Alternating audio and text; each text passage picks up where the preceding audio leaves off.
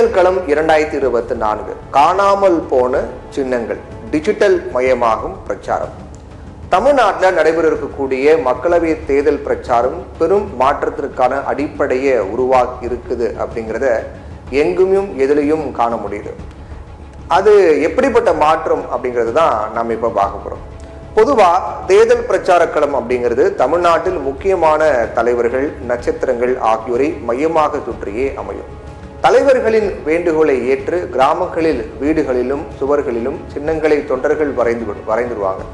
கட்சிக்காரர்கள் வீடுகள், சுவர்களில் நட்போடும் மற்றவர்கள் வீடுகளில் சுவர்களினுடைய இடம் பிடித்து பணம் கொடுத்தும் சின்னங்களை வரைவாங்க. கொடிகள், தோரணங்களுக்கு பஞ்சம் இருக்காது. அதே போல தலைவர்கள் பிரச்சாரத்துக்கு போனாங்கன்னா ஒவ்வொரு தலைவரும் ஒவ்வொரு ஸ்டைல பின்பற்றுவாங்க, பிரச்சார ஸ்டைல.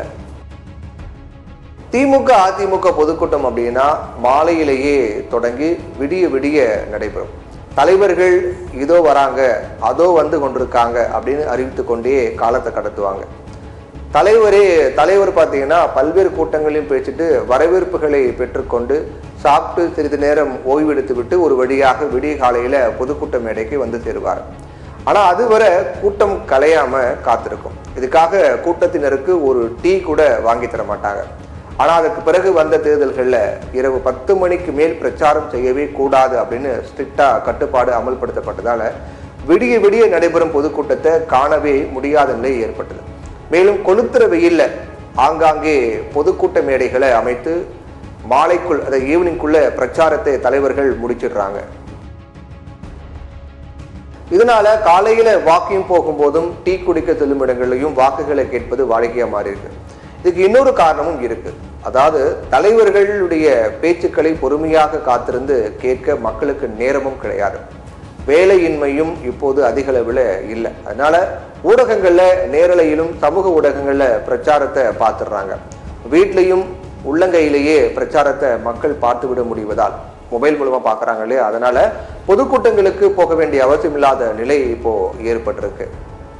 ஆனாலும் தலைவர்கள் பேசக்கூடிய கூட்டங்களுக்கு பெரும்பாலானோரை திரட்டும் காட்சிகளையும் பார்த்திருக்கிறோம். குறிப்பா இந்த வேட்பாளர்கள், கட்சி நிர்வாகிகள் தங்களுடைய தலைவர்களுடைய கூட்டங்களுக்கு மக்கள் திரள்வதை காட்டுவதற்காக கொடுக்க வேண்டியதை கொடுத்து ஆட்களை திரட்டிட்டு வருவாங்க அப்படிங்கிறது தான் உண்மை. இது எல்லா கட்சிகளுக்குமே பொருந்தும். மக்கள் தேடி சென்று பார்க்கும், உரைகளை கேட்கும் தலைவர்கள் யாருமே இப்போ கிடையாது அப்படிங்கிறதும் ஒரு உண்மை. அப்படிங்கிறத யாருமே மறுக்க முடியாது. மக்களால் தேடி போய் பார்க்கறோம் இல்லையா, வா இவர் சூப்பரா பேசுவார், தலைவரை பேசினாரா நிறைய விஷயங்கள் இருக்கும், நிறைய கண்டென்ட் இருக்கும், போய் பார்க்கலாம் அப்படின்னு ஆசைப்பட்டு போய் பார்க்கக்கூடிய அளவுக்கு தலைவர்கள் இப்போ இருக்காங்களான்னு பார்த்தா கேள்விக்குறிதான், கொஞ்சம் ரேர் தான். ஆனா அதே நேரத்துல வேட்பாளர்கள், முக்கியமான கட்சி பிரமுகர்கள் அப்படின்னு கருதக்கூடியவர்களை தங்களுடன் அழைத்து சென்று மக்களை சந்தித்து ஆதரவு கேட்டு வராங்க.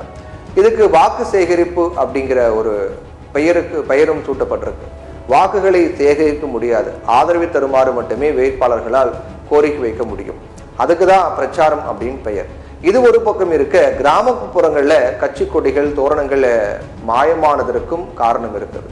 தோரணங்களை கட்டி பிரம்மாண்டத்தை காட்டி மக்கள்கிட்ட வாக்குகளை பெற முடியாது அப்படிங்கிற உண்மையை கட்சிகள் காலம் கடந்து புரிந்துகிட்டு இருக்கு. மக்களிடையே கல்வி அறிவு வளர்ந்ததும் டிஜிட்டல் முறைகளை கையாள்வது அதிகரித்திருப்பதுமே இதற்கு காரணம் அப்படின்னு சொல்லப்படுது. அமெரிக்கா, இங்கிலாந்து உள்ளிட்ட ஜனநாயகம் வளர்ந்த நாடுகளில் டிஜிட்டல் பிரச்சார முறையே கையாளப்படுது.